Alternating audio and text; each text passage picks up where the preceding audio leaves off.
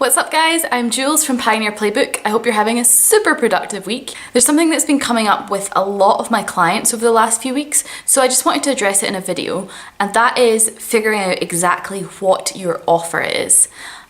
This sounds simple, and a lot of people, if you ask them, they'll go, oh yeah, I know what my offer is, I know what my product or my service is. But when my clients come to me and they say that they're not seeing the sales that they expect or the sales that they want, honestly, most of the time it's down to not having a clear enough offer. The very first step in getting a really clear and defined offer is knowing exactly who it's for. Your customers need to understand exactly what it is that you're giving them, and your brand and your copy needs to speak to them in a way that makes them go, oh, this is for me. If it doesn't do that, then you're not going to see the right amount of success. This is why I make all my clients do a lot of work at the beginning about figuring out exactly who their ideal customer is, and then following on from that, we work out exactly what their offer is and what that looks like to appeal to that ideal customer. Because if your offer isn't tailored specifically to your customer avatar, then you're just not going to get any sales. A lot of businesses, both new businesses and old businesses, make the mistake of thinking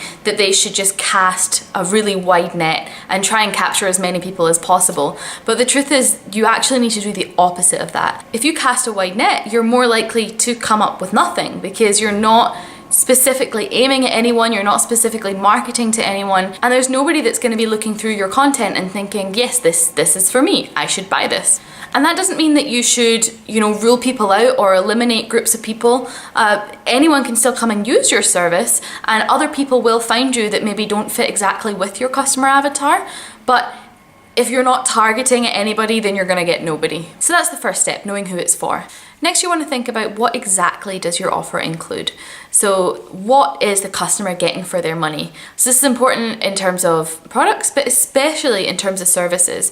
If you have a service business where you are not physically handing over a tangible product, then people need to be really clear on exactly what they're going to get for their money. For example, I actually work with a lot of other coaches, and a lot of the time they'll come to me and they have all these wonderful ideas of what they want to do with their coaching, but there's no real structure to what it is they're actually providing, how they're going to bring about those changes. So I have one client, for example, who will say, I'm going to help you feel more connected to your work.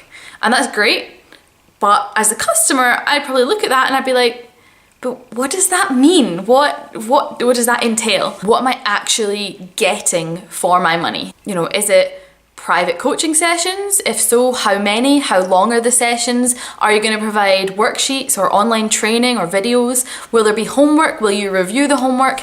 All these questions come up that have to be answered at the sales stage, because if they're not, people generally, they're not going to go out of their way to find out. They're just going to assume that it's not what they need. So you need to know exactly what's included and tell the customer at the point of sale. It doesn't matter if you have the best content in the world or the best offer, the best product, the best service. If the person doesn't know what they're getting, they're not going to pay for it. It's as simple as that. If someone came to you and said, here is a mystery box and it's really great, it's got really good stuff in it, it's $200. I'm not going to tell you what's inside, but it's really good. Would you buy it? I know I wouldn't. I mean, you don't buy something if you don't know what you're buying.